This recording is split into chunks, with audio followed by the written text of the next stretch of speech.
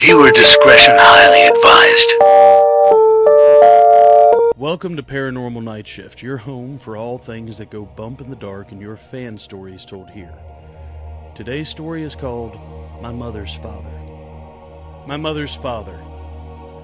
That's what we're going to call him. He'll never earn the right to be called a grandfather, and if only half of the stories that my mom told me about him are true, he really doesn't deserve the right to be called a man. More of a monster. Anybody who would do the things that he did to children don't deserve any rights at all. My mom had a lifetime of assault, essays, physical, mental, and emotional abuse from this man. I asked her one time, how did she get out? How did you get out of that situation? She said, well, it was simple. Once I turned 18, he didn't want me anymore. He wanted nothing to do with me because he liked him young. That was the last time that my mom had actually seen her dad. She left the house when she was 18. But now we had mail coming to our house, and a lawyer explained to us that this house was now ours. This house that had so much torment, so much memories for my mom, was now our home. We could live there if we wanted. The lawyers explained to us that he had unalived himself.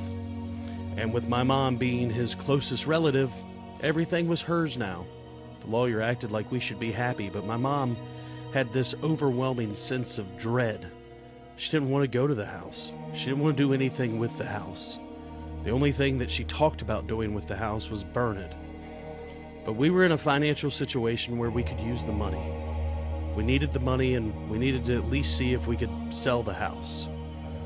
We were definitely not going to live there, but we had to go through and at least see if we could sell it. That started the process of my mom hiring people to try to fix the house. She never stepped foot in the house at all. She just wanted to know if it was even worth trying to sell.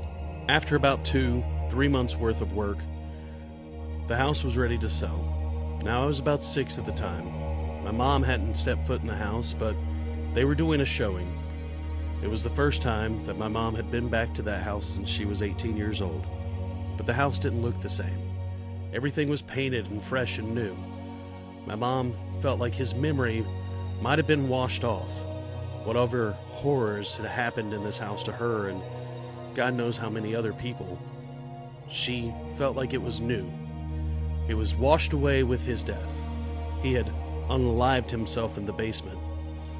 We walked into the house, and it did. The house felt different, inviting.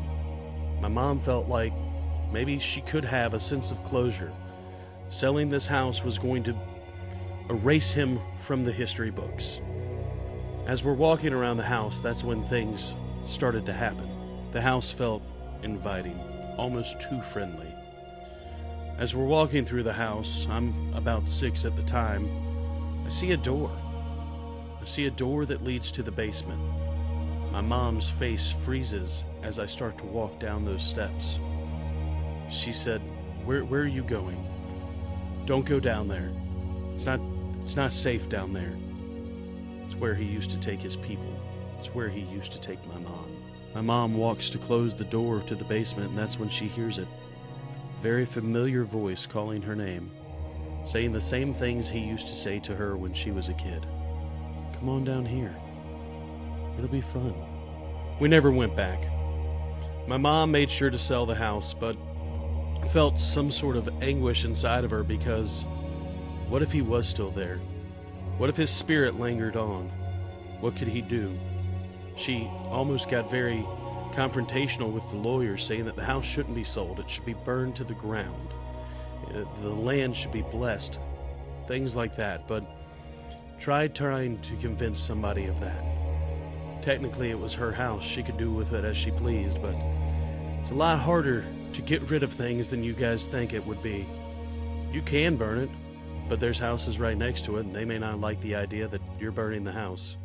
You could tear it down, but certain people don't feel that way either.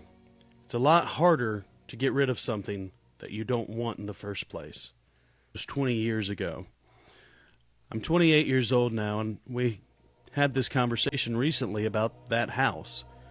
Things that I learned about my mom, things that I learned that had happened. I asked my mom when she was telling the story, what did I say? What did I say that made you want to pick me up and take me out of that house? And you said, and she told me that I said that the man down in the basement knew your name and he wanted to play. He wanted to play with you. She had kept me from him my entire life, but somehow, the moment we got into that house, it awoken his evil, and it was communicating with me. He wanted me to go down to the basement, and she wanted me to avoid the same fate that she had. Now, I've never been a big believer in the paranormal, but I have always been a big believer in my mother. I don't think that somebody who had a lifetime of abuse and torment from this man would joke about a lifetime of abuse and torment with this man. I don't think she would make up that she heard something just to protect us from something that didn't exist anymore.